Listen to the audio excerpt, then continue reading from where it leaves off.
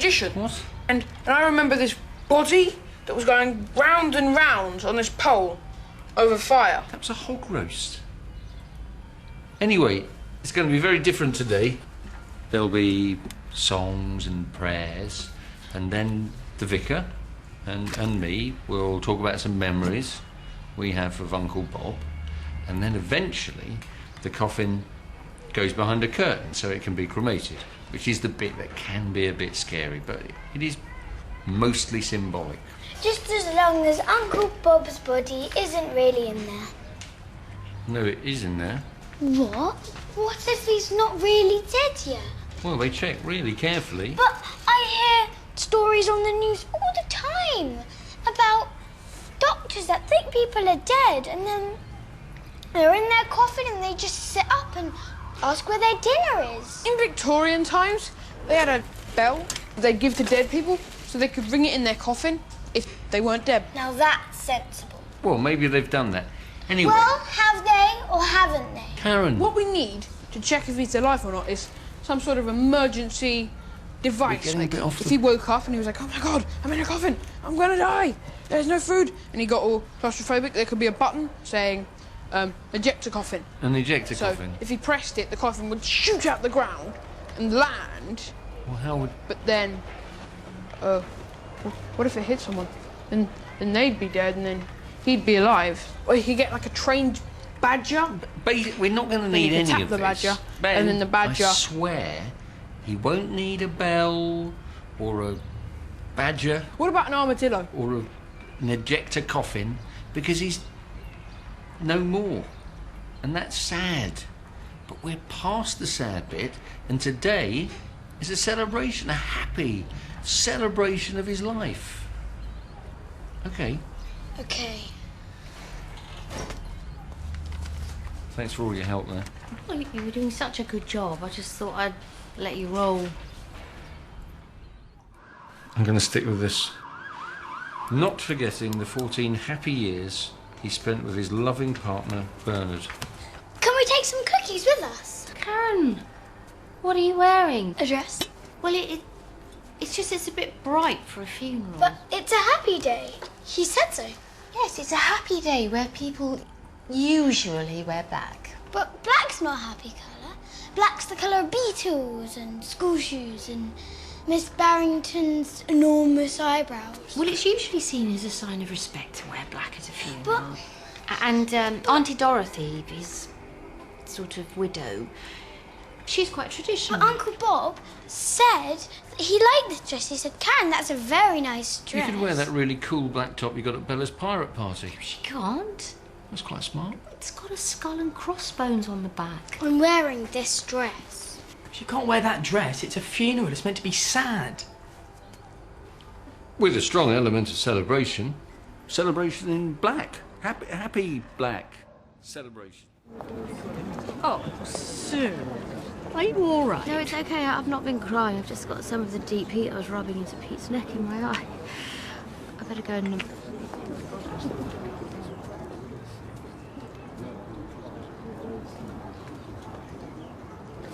So, have you gone back to the headmaster about your job? Hello, Mum. How are you? No, I haven't. You made a mistake there. I tried to teach you when you were young. No one's indispensable. No, you did. I remember you telling me that when you had my rabbit put down. You haven't changed it, have you? I'm just going to say, not forgetting the 14 happy years he spent with his loving partner, Bernard. Are you? Only Tom was just saying he hopes no one brings up anything that demeans a solemn occasion. Was he? I think that's what he said. It was a bit slurred. Oh, great.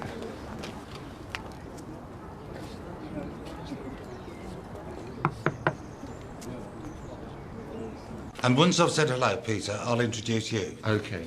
Is that the eulogy? Yeah, I didn't actually write it, so if... actually, I've rewritten it a little. Yes, how long is it? How long? 2 minutes, 3 minutes? Well, maybe 4 minutes. Ooh, 3 minutes would be better. Yeah, but a bit behind. I'm sorry, Peter, but these days it's like everything else. Sell them cheap, stack them high. Right. The last lot were nearly 10 minutes over. The guy giving the eulogy kept sobbing, so it really spread. Right, well, I'll try not to show any emotion. Oh, and the organist made a right pig's ear of Lady Gaga's Let's Dance. He was used to the usual version, but they insisted on some Colby O'Donis remix. Anyway, not to worry. If you start running over, I'll give you the red light. The red light? 3 flicks, on and off. But if you could cut a few lines, that'd be great. Dorothy? Don't worry, you'll be fine. It's not gonna happen to you today. God, you're smart. Was Uncle Bob always gay? Even when he was married? Well, yes, I think so. The house was always full of Judy Garland records. It's a bit homophobic. What, saying a gay man is more interested in a certain type of music or more interested in clothes? That's not homophobic, that's just true. Yeah, Mum's right. Ben, you know nothing about it. Jeremy Clarkson wears cool clothes, and he's gay. Jeremy Clarkson is not gay, you idiot. Yeah, he is. He lives with 2 men. Yeah, on TV. That's on TV. Oh, He that's has a enough, life boys. as... Come on, look, we better go in. Hang on, Bernard. Oh, hello, you two. Pretty dress, Karen. See? I always liked Uncle Bob. Whenever I asked, he'd always show me his extra toe. Yes, I like that about him, too. Look, Mum, if you don't think about it, it won't happen. Thanks a lot. Now you've made me think about it. God, it's like the Spanish Inquisition. Everyone keeps asking me if I've added anything to this. I don't know. Maybe you shouldn't. What? But you said I'd...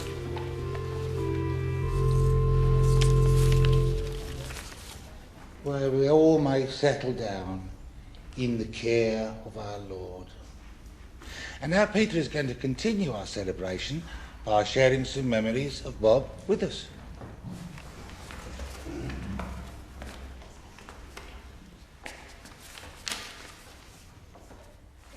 So, what can you say about Bob? And he always stayed close to his brothers, Tom and Victor, and of course his sister Sandra. They were close, not only in the friendship they enjoyed, but also geographically. In fact, Bob joked that he could never get away from them because wherever he moved, they followed. Of course, what brought him to Woking was meeting Dorothy,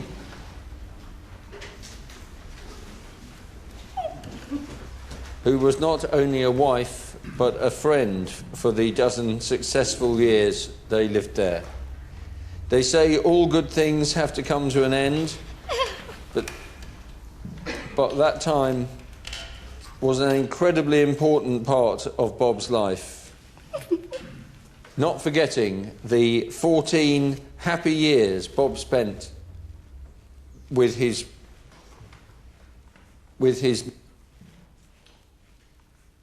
memories after his amicable separation from Dorothy.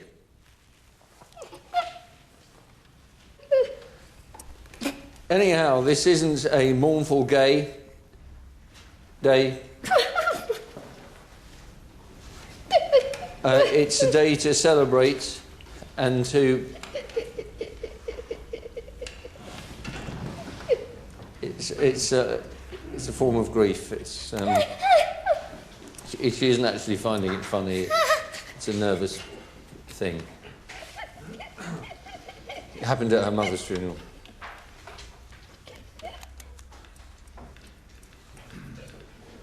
Anyhow, that's about it.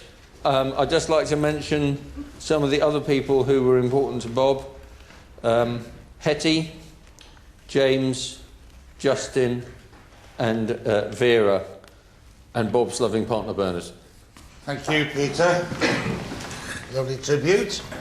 And next we're going to the song today. A song that Bob chose himself. A song made famous by Judy Garland. Somewhere over the rainbow. See?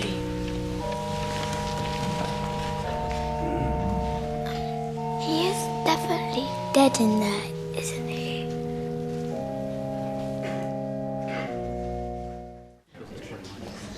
I don't call that much of a celebration, Mum. You were the only one that seemed happy. Yes. That wasn't quite what I was aiming for. Look, don't worry. Most people's abiding memory will be of Rufus's Tourette's during the final blessing. I'm so sorry. Don't worry. Look, grief affects people in weird ways.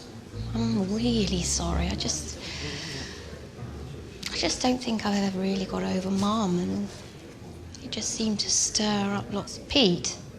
I'm sorry, I'm just texting Denzel to see if I've been replaced. Look, I know you hate working full-time, so if you want, I'll go and see the head, I'll eat humble pie, and I'll see if there's any chance of getting my job back. No, sod it. Life's too short. And I'm glad you mentioned Bernard. Do you know? So am I. All this poor Dorothy stuff. She was enough to turn anyone gay. No, Peter? Well done. I'm proud of you.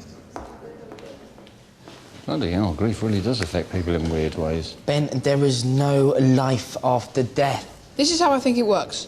If you live a bad life, like Hitler did, then you could come back as a crappy thing, like a wasp. But then, a wasp? If Hitler was a good wasp, then he could come back as the Archbishop of Canterbury.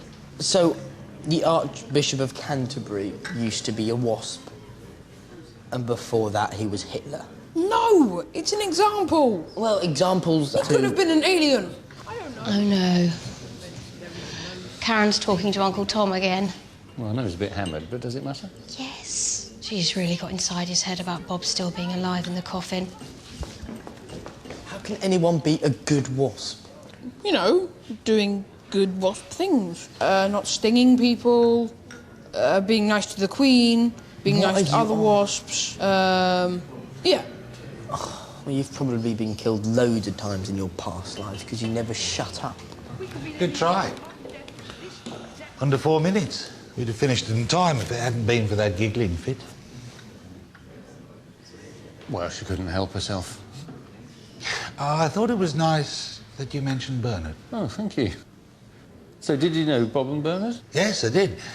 In fact, I knew Bob in Woking before I met Bernard. Oh, so are you a friend of Dorothy? And Bob? Bob and Dorothy as a couple? Thank you very much for a lovely service. I've got to mingle.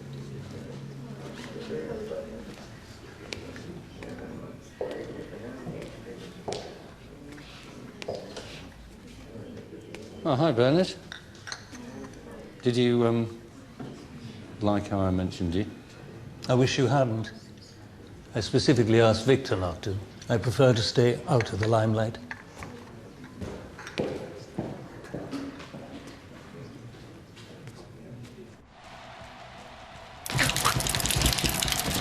Yes! First place! New world record!